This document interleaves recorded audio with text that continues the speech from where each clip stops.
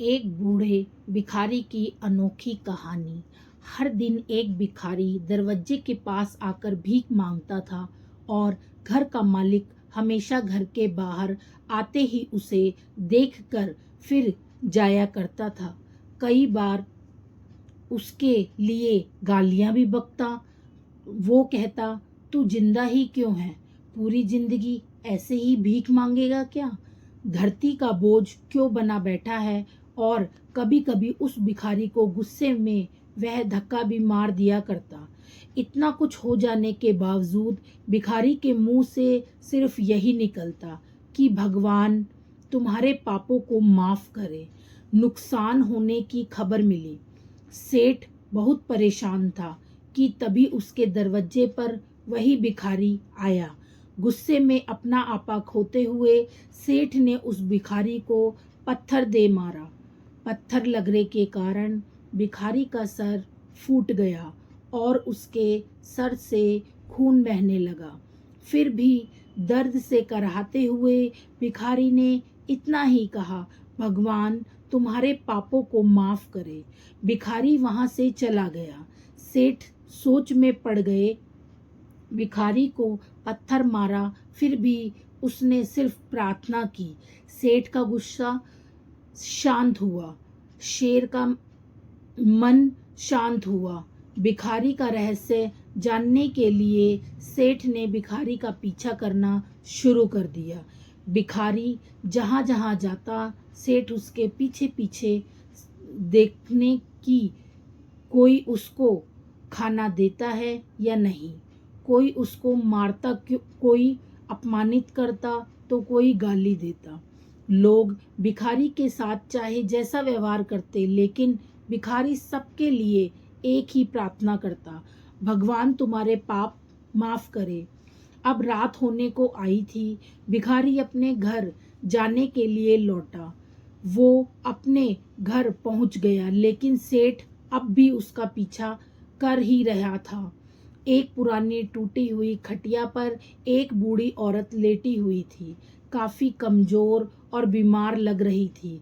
वह भिखारी की पत्नी थी। अपने पति को वापस आता देख वह खाट से उठ खड़ी हुई। पत्नी ने अपने पति को भीख वाले कटोरे में देखा। उसमें सिर्फ आधी बासी रोटी थी। उसे देखकर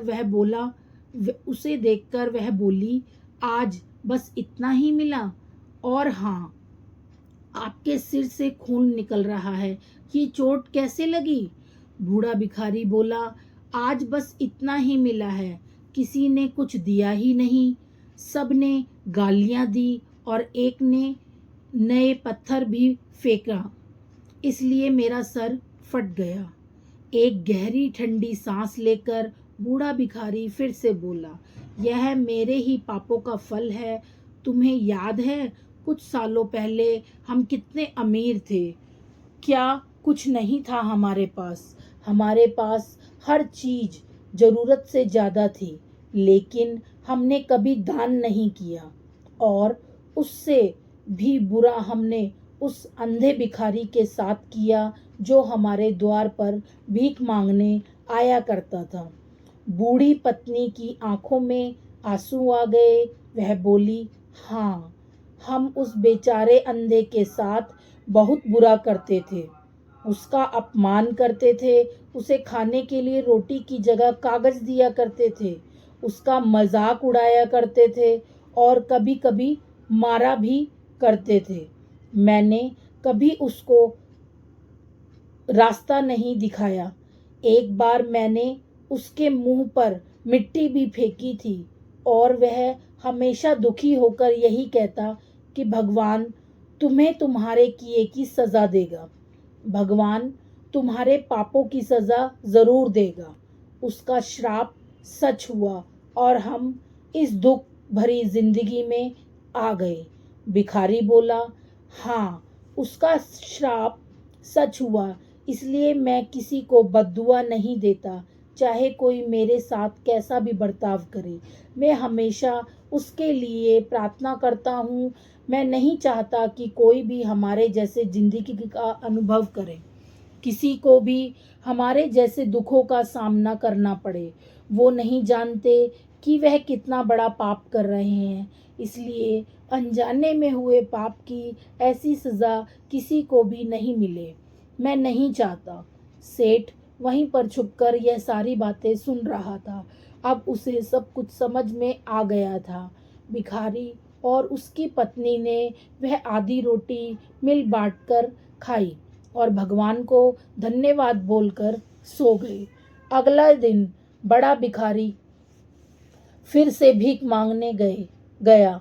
सेठ के घर के पास जाते ही सेठ ने पहले से गरम रोटी या उसके लिए निकाल कर रखी थी। उसे देते हुए सेठ विनम्रता से बोला, माफ कर दीजिए बाबा, उसे बहुत बड़ी गलती हो गई है। बूढ़ा भिखारी बोला, भगवान तेरा भला करे। इतना कहकर आगे निकल गया। इस कहानी से जो सीख लेने लायक है वह बड़ी ही सिंपल है कि आदमी चाहे किसी के बारे में बुरा कहे या भला करे, लेकिन भगवान सिर्फ कर्म के हिसाब से उसका फल देता है। क्या हुआ अगर भगवान नहीं दिखता है, लेकिन यह बात बिल्कुल सच है। उसके खाते में सबका हिसाब बहुत पक्का होता है। इसलिए जब किसी के लिए कुछ भी करो तो अच्छा ही करो। तो अगर आपको मेरी ये कहानी अच्छी लगी हो तो प्लीज़ मेरे चैनल को सब्सक्राइब कीजिए, वीडियो को लाइक कीजिए, इस वीडियो को शेयर कीजिए ताकि ऐसी कहानियाँ पढ़ के और लोग भी इससे शिक्षा ले सके, एक सीख ले सके, ताकि वे गरीब लोगों की मदद करें। इसी के साथ हमारी ये कहानी ख़त्म होती है। Bye bye.